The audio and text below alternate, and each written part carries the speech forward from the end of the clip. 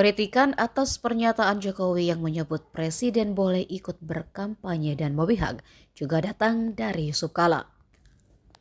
Mantan Wakil Presiden ke-10 dan 12 RI itu menyebut pemilu 2024 adalah yang paling buruk prosesnya.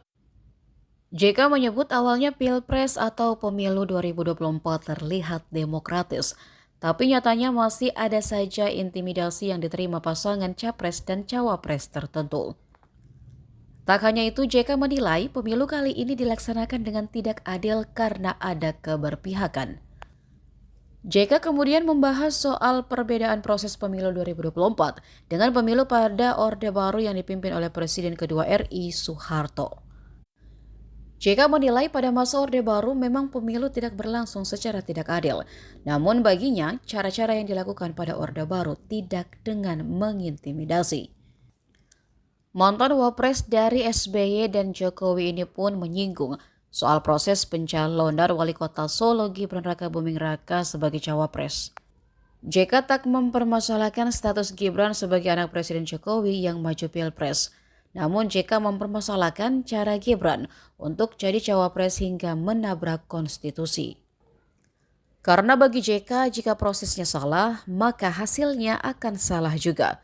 Terbukti Ketua MK Anwar Usman yang juga ipar Jokowi dan paman Gibran itu dipecat dari jabatannya imbas putusan MK yang diambilnya.